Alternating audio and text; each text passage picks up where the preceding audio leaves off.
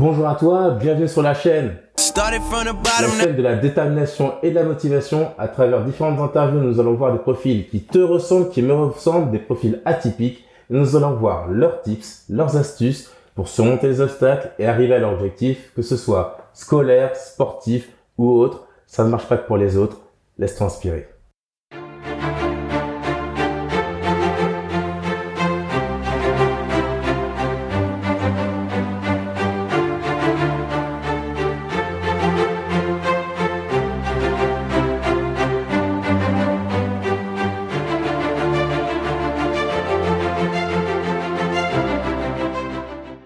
Alors, bonjour à toi Adrien, bienvenue sur la chaîne, c'est un plaisir de t'avoir parce que tu fais partie justement de ceux qui ont participé à me donner l'idée, donc je suis vraiment très content de t'avoir.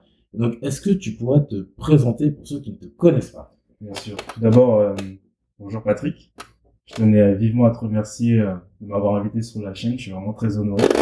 Donc, je m'appelle Adrien, j'ai 25 ans et actuellement je suis interne en ophtalmologie. D'accord. La chaîne s'appelle Started from the Bottom, donc très logiquement, d'où viens-tu? Alors, je vais te raconter un peu d'où je viens. Alors, j'ai initialement grandi en Seine-Saint-Denis, donc à Saint-Denis, en Seine-Saint-Denis, donc dans cette charmante ville de Saint-Denis. À l'époque, je vivais en studio avec ma mère. On était 5 dans le studio. Il y avait ma mère, moi et mes 3 cousins. On était 5 dans un studio de, je crois, 30 à 35 mètres carrés. Ah ouais, parce que Ma mère est infirmière, donc on logeait dans le studio de l'hôpital. Et après, quand elle a commencé à comprendre que c'était pas l'environnement le plus propice pour l'épanouissement des enfants, surtout qu'elle s'est fait agresser à plusieurs reprises, on a décidé de déménager au collège et au lycée pour des horizons un peu plus calmes, donc en banlieue parisienne toujours, mais dans le 95, en Val d'Oise, à Pontoise. Et c'est là où j'ai effectué du coup ma scolarité dans le public.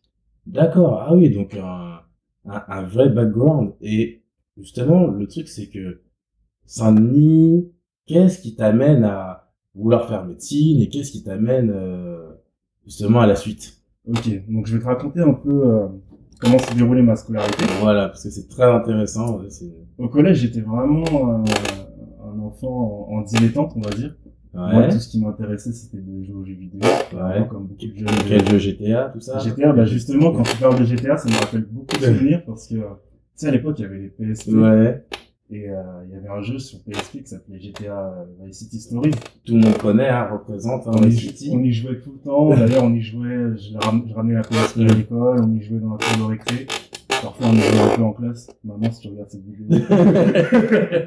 Voilà, bref. C'est pardonné, c'est pardonné. Bref. Et donc, je savais que j'avais des capacités, mes profs me le disaient, mais j'étais pas quelqu'un de très sérieux initialement. J'ai envie de savoir comment. C'était quoi ton game changer? Alors, je suis arrivé en seconde. Ouais. Et en seconde, j'ai poursuivi un peu selon mes standards, donc toujours GTA, jeux vidéo, l'ordinateur, tout ça. Ouais, super. Et donc j'arrive en fait en seconde et je me dis que ça va passer comme ça a toujours passé.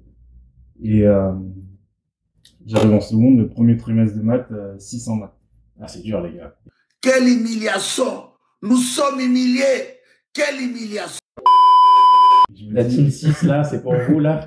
C'est pas fini les mecs. C'est pas fini. Et je t'avoue que là, ça m'a piqué. Là, ça m'a piqué parce que, mine de rien, j'avais quand même un certain ego, un certain orgueil.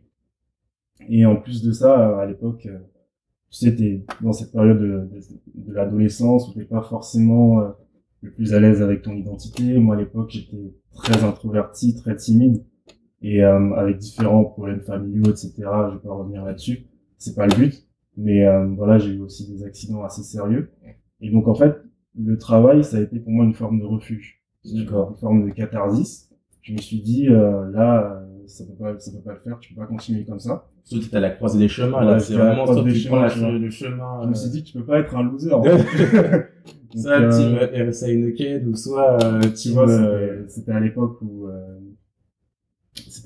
il y avait le GTA 4 et tout qui venait de sortir, donc moi je voulais être Nico Bellic.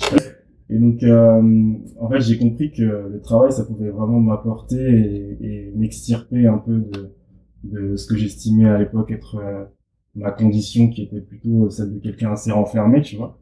C'est fou ça de se dire ça à cet âge-là quand même. Ouais, bah franchement, quand t'es dos au mur, voilà, t'as pas trop le choix. À l'époque, c'est vraiment dans le travail que j'ai trouvé mes ressources. Et donc je me suis mis à vraiment beaucoup travailler. Et d'ailleurs, mon explosion, mon évolution était tellement fulgurante qu'à l'époque, tous mes profs croyaient que je trichais, quoi. Mais il est dopé, mais qu'est-ce qui se passe? Je me souviens, il y a un prof de français une fois qui arrive, et puis il montre ma copie comme ça, devant toute la classe, il me dit, mais je suis sûr que t'as triché et tout. J'ai passé la nuit à regarder sur internet, j'ai pas trouvé et tout, comment ça se fait?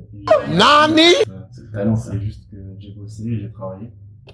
Et donc, au fur et à mesure, comme ça, j'ai commencé à comprendre la valeur du travail, ce que ça pouvait m'apporter. J'ai vu que en travaillant beaucoup, tu pouvais vraiment t'extirper, évoluer, progresser.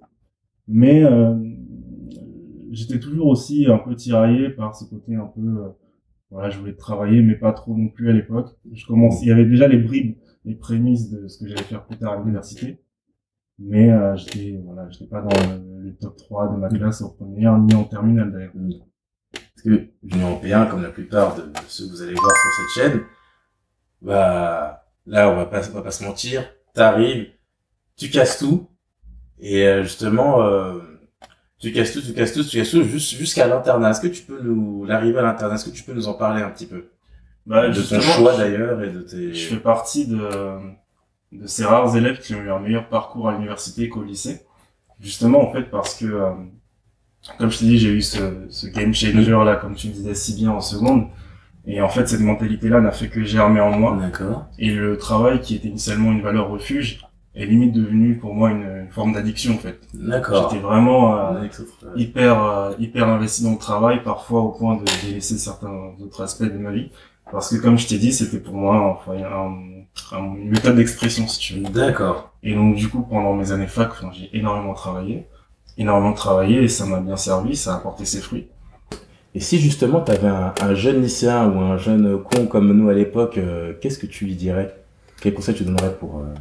Ça pourrait paraître un peu comme du prosélytisme, mais je lui conseillerais vraiment de regarder ta chaîne et d'autres chaînes comme la tienne parce que j'ai vu que dans ta description, tu parlais que tu évoquais le fait que les expériences sont comme des lanternes sur le parcours de ta vie. Et justement, le fait d'avoir plusieurs lanternes condensées au même endroit, je pense que pour un jeune de 15, 16 ans, même un peu plus jeune, ça peut vraiment l'aider à voir des gens qui ont rencontré diverses embûches sur leur parcours, mais qui ont su, malgré l'adversité, se relever de leurs échecs, des espoirs déchus, etc. Donc, vraiment, le meilleur conseil que je pourrais donner, c'est de visionner, de regarder un maximum de parcours comme ceux qui sont présentés sur ta chaîne. Ça m'inspire. Bah, merci beaucoup. Hein. Ça me touche ce que tu dis. Hein, et voilà, ça me touche. Donc, j'ai choisi initialement une spécialité qui m'était destinée depuis la 2e, 3e année de médecine, à savoir la néphrologie. Un petit shout-out à notre maître spirituel, Dr Belenfant. Voilà. C'est vrai que ça. Allez, ça bosse. Voilà. Voilà, et puis donc j'ai choisi la néphrologie à l'UCN, l'examen classant national. C'est très exigeant d'ailleurs. Qui sanctionne la fin des études de médecine. Et donc je suppose, puisque c'est ta question initiale, si tu veux savoir comment j'en suis arrivé à passer de la néphro à l'ophtalmologie. C'est ça, est-ce que tu peux nous décrire Parce que cette chaîne est quand même assez centrée bien-être, parce que le but c'est que justement, chacun se dise que chaque situation n'est pas définitive. Si ça va mal, si un jour on peut changer d'avis, on peut se tromper, on peut rater, ce n'est pas une fin. Et donc justement, je trouvais que tu avais une réflexion sur ça qui était vraiment intéressante et profonde, et je te laisse la parole. Alors merci.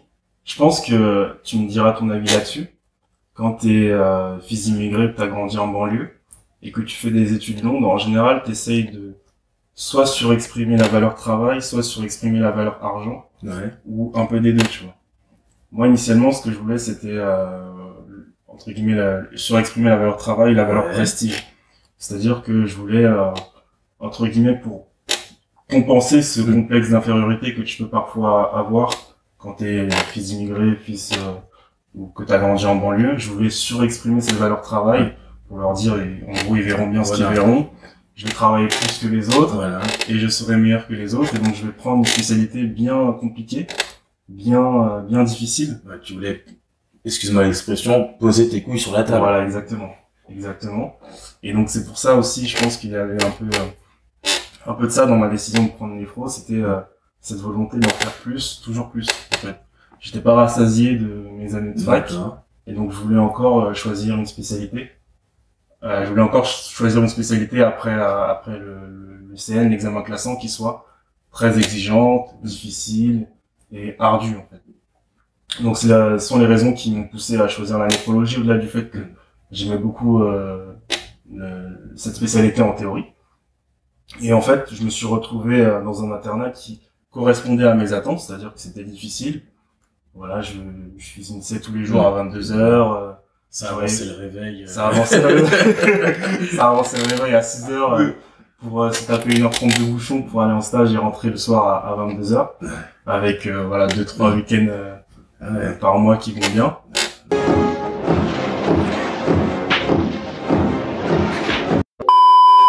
C'est travailler pour l'esclavage. Hein. Exactement.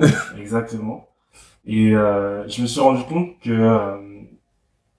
que finalement ça correspondait pas en pratique à ce que j'imaginais en théorie, la néphrologie. C'est-à-dire, bon, je vais pas rentrer dans les détails techniques, évidemment, pour les besoins de ta chaîne, mais je pense que la néphrologie, c'est une spécialité très intellectuelle sur le papier, et en pratique, j'ai pas retrouvé cet attrait-là, j'ai pas retrouvé cet aspect-là quand j'étais en stage. D'accord. Donc, moi, je suis quelqu'un d'assez persévérant. J'aime pas rester sur un échec. Donc, je me suis dit, j'ai pas retrouvé ce qui me plaisait en néphrologie, mais je vais quand même faire de la néphrologie, mais en réanimation. D'accord. Donc je me suis plutôt orienté à un moment vers la réanimation. Voilà, toujours dans cette optique-là d'avoir une spécialité ardue, intellectuelle, complexe, avec beaucoup d'heures à l'hôpital pour vraiment essayer de peser dans le game. Et donc voilà, j'ai fait 2 stages de réanimation. C'était enrichissant sur le plan personnel, sur le plan psychologique, parce que j'ai été confronté à des situations assez compliquées, notamment devoir gérer la mort de certains patients, devoir annoncer la mort d'un proche à certains patients, etc. Devoir enchaîner les gardes, je pense que tu connais ça toi aussi. Et j'ai fait face à une réflexion, en fait. Je me suis dit, mais en fait, est-ce que tu vas vraiment continuer ce mode de vie-là toute ta vie? Est-ce que c'est vraiment ce que tu veux? C'est important de se poser la question peut-être avant, quand tu as encore une marge de manœuvre. C'est ça. Tous ceux qui justement sont en cours de réflexion. Parce qu'en fait, en médecine, tu choisis en fait ta spécialité à l'issue des 6 années de médecine, mais à la fac. Mais moi, j'étais pas vraiment prêt à faire ce choix-là. Je m'en suis rendu compte plus tard. J'avais pas la maturité, le recul nécessaire, je me projetais pas assez. Tu te projetais pas sur une vie, tu voyais là sur le moment de dans ma tête, j'étais encore dans mon optique. Il faut que je défonce tout, il faut que je travaille à fond. Ça m'avait pas suffi, en fait, ces 6 années, il fallait encore j'avais encore faim, si tu veux. C'est ça, mais le style de vie, la vie de famille, tout ça, j'y avais pas vraiment pensé. Je t'avoue que j'y avais pas vraiment pensé, ou c'était encore un peu trop vague pour moi. Et puis au fil de l'internat, donc, déjà tu grandis un peu, puis tu commences à avoir une vie personnelle qui s'épanouit de plus en plus, tu commences à t'autonomiser, tu commences à construire aussi un foyer stable, tu commences à avoir besoin de voir tes proches, avoir besoin de voir ta famille. Et je trouve que plus tu vieillis, en fait, plus tu te recentres en fait sur ton cercle le plus proche, vraiment le plus concentrique. Et je me suis rendu compte qu'en fait, ce qui allait me rendre heureux, au-delà du fait d'avoir une vie professionnelle épanouie, c'était aussi d'avoir une stabilité sentimentale, amicale, familiale. D'accord. Et je me suis demandé comment je pouvais l'intégrer tout en conservant cet attrait-là pour mon métier. D'accord. Et donc là, je te l'explique en quelques minutes, en quelques instants, mais cette réflexion, elle a pris plusieurs mois, voire quasiment 1 an et demi. Et donc, je me demandais comment je pouvais concilier à la fois vie professionnelle épanouie et vie personnelle épanouie également. Et c'est là que j'ai commencé à songer à l'ophtalmologie, C'était une spécialité qui m'intéressait pendant mon parcours estudiantin. Donc, je voulais vraiment, comme je te l'ai dit initialement, une spécialité assez chronophage, où j'allais vraiment pouvoir exprimer tout mon potentiel et continuer dans cette optique-là d'addict au travail et de quelqu'un qui compte pas ses heures. Sauf que ma réflexion a évolué avec les années, et donc j'ai commencé à changer, à penser à l'ophtalmologie vers il y a environ 2 ans. Ouais. Je me suis dit, mais tiens, en fait, c'est une spécialité qui est intéressante sur le papier, qui a une qualité de vie plutôt très bonne, avec un rythme de vie plus convenable que là où j'étais auparavant. Et donc je me suis dit, ben, on va voir si ça m'intéresse. Pendant longtemps, en fait, j'étais un peu dans le déni, parce qu'à partir du moment où j'ai commencé à songer à l'ophtalmo, tu vois, je regardais un peu les cours d'ophtalmo, je me disais, mais ah non, mais ça m'intéresse pas.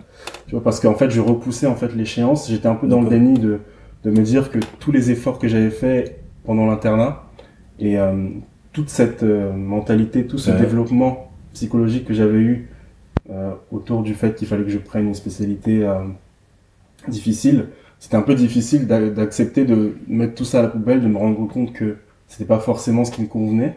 Et donc j'ai mis un peu de temps à faire le pas. Et justement, est-ce que tu as eu je dirais, une influence un peu du monde extérieur, de tes chefs, tes co-internes, parce que on va pas se mentir, hein, tout le monde dit ah ophtalmo c'est pour rouler en lambeaux, tu vois. A year's salary right here. What I call them? Fun coupons. See that?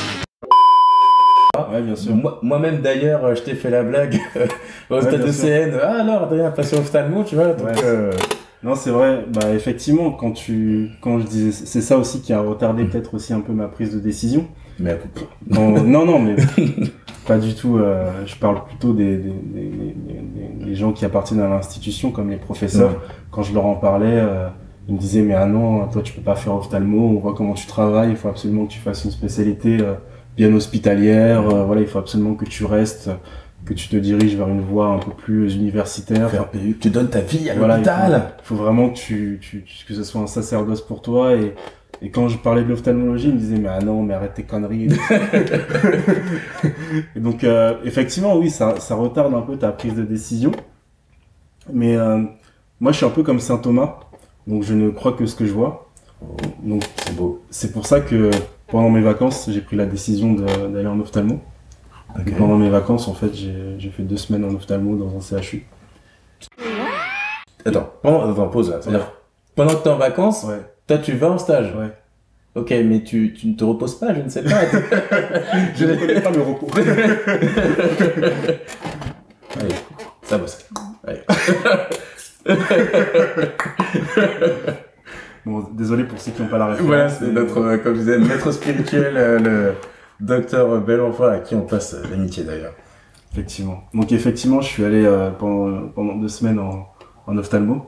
Et ça m'a bien plu. Et pour le coup, je me suis dit, mais en fait, même si tu dois abandonner tout ce à quoi tu avais aspiré auparavant, même si tu dois changer de paradigme, et ben, c'est quoi dans l'espace d'une vie, si c'est pour être heureux, si c'est pour être épanoui dans ton travail, si c'est pour être épanoui dans ta vie. Et donc, j'ai pris la décision de changer de spécialité. Après ces 2 semaines-là, je me suis dit, mais en fait, c'est un truc qui me correspond, ça me plaît, et ça peut me garantir une certaine préservation de ma qualité de vie. Parce que du coup, pour ceux qui ne savent pas, la néphrologie, on est sur une spécialité médicale, du coup, avec des médicaments où on se dirige vers une certaine réflexion, à une spé plutôt chirurgicale, où il y a la gestuelle est beaucoup plus importante, et ce qui amène, surtout comme tu as pris ta décision un peu tard, au bout de 2 ans, à recommencer du début, de zéro, avec le salaire de premier semestre, sans les petites astreintes de dialyse, on connaît, et tout ça. Peux-tu justement nous en parler? Ouais, effectivement, c'est assez dur, hein, parce que déjà, comme je te l'ai dit, j'ai fait des semestres d'internat qui étaient assez ardus. Voilà, j'ai fait de la réanimation, de la néphrologie. Donc déjà, il faut faire le deuil de ces stages-là, parce que quand tu en parles à l'agence régionale de santé, ils te disent que c'est tout ce que tu as fait auparavant, ça va être jeté à la corbeille. Donc déjà, il faut faire le deuil de ça. Il faut se dire aussi que quand tu quand tu arrives dans une spécialité au bout du 3e, 4e stage, tu commences à avoir une certaine aisance. Et c'est pas facile de redevenir apprenti, de redevenir novice, de redevenir un bolos, quoi. Un noob. alors que tu commençais à gérer pas mal de trucs dans ton domaine. Donc ça, c'est pas évident sur le plan psychologique, faut savoir gérer. Et puis comme tu l'as dit aussi, il y a l'aspect financier. Franchement, ça pique quand tu le S1 1500, quand tu faisais des gardes, des astreintes, que tu avais déjà un certain niveau de vie, voir ton salaire divisé par 2, parce que c'est ce qui m'est arrivé. Bah c'est aussi un petit pic. Se lever pour 1200, c'est insultant, hein, comme dirait l'autre. C'est exactement.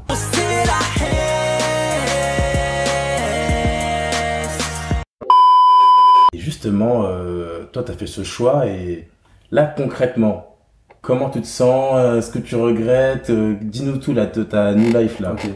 Je pense que c'est la meilleure décision de ma vie. Carrément. Honnêtement, je suis vraiment très content. Mais je ne regrette absolument pas non plus tout ce que j'ai fait auparavant. Ah ouais, ça c'est... Absolument pas. Pourquoi? Absolument pas, parce que d'une part, j'ai vu ce qui ne me plaisait pas. Ouais.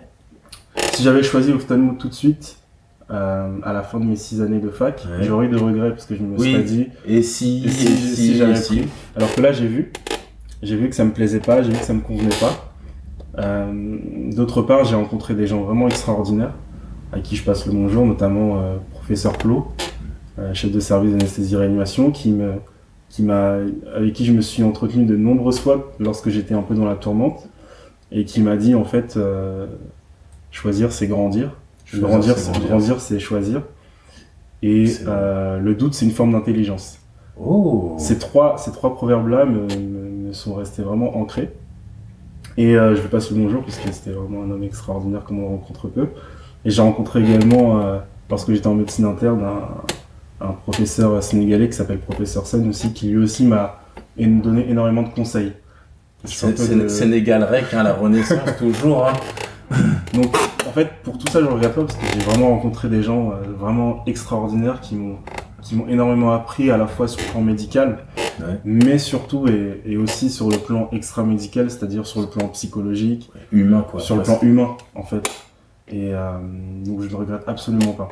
Et si justement tu avais un interne là que tu voyais qui était justement un peu dans la tourmente, comme toi à l'époque, qu'est-ce que tu lui dirais justement? Je lui dirais tout d'abord que il faut pas avoir peur du changement, parce que là où je suis content aussi d'avoir fait tous les stages que j'ai fait avant de décider sur l'ophtalmologie, c'est que j'ai rencontré énormément de gens qui en fait ont poursuivi dans leur voie, un peu par défaut parce que voilà, ils étaient déjà dans le moule, ils étaient déjà un peu intégrés.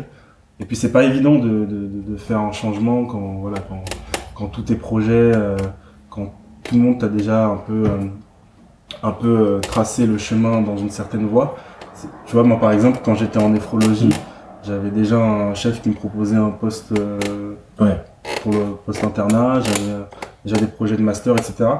Donc quand tu as autant de projets qui sont liés à une spécialité, qui sont liés à un projet professionnel, c'est pas évident de te dire que tu vas tout changer, que tu vas revenir à zéro, et donc que tu vas un peu tout chambouler. Donc je leur dirais tout d'abord que le changement, il faut pas avoir peur du changement. J'ai vu beaucoup de gens persister dans une voie tout simplement parce qu'ils étaient dans une forme de déni ou parce qu'ils avaient peur de changer. C'est normal d'avoir peur de changer, mais il faut pas hésiter parce que le jeu en vaut la chandelle. D'accord, nickel. Bah justement, qu'est-ce qu'on pourrait te souhaiter pour la suite? Ce qu'on pourrait me souhaiter pour la suite, c'est tout d'abord d'être bon dans ce que je fais. Je crois savoir que on est assez proches, toi et moi, là-dessus, sur le côté un peu toujours viser l'excellence dans ce qu'on fait, surtout en chirurgie. Je pense qu'un chirurgien, c'est un peu comme un conducteur de bateau, et avec l'horizon qui est la perfection. On ne l'atteint jamais vraiment, mais on doit essayer de se diriger vers lui. C'est beau. Et donc, ça de bonhomme, on est des poètes. Hein.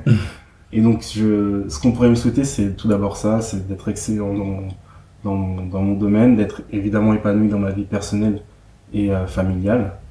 Et surtout qu'il y a 10 ans, je me voyais pas du tout là où j'en suis aujourd'hui, donc je suis vraiment très content. Et je pense que l'avenir est plutôt de bon augure. Nice. Alors, merci à toi, hein. Franchement, c'était un plaisir et à la prochaine pour un invité tout aussi inspirant. Alors, je te remercie d'avoir regardé cette vidéo jusqu'au bout. Si tu as aimé, n'hésite pas à liker, à partager, à t'abonner pour ne manquer aucune de toutes nos nouvelles vidéos. Et je te dis à la prochaine pour une nouvelle vidéo.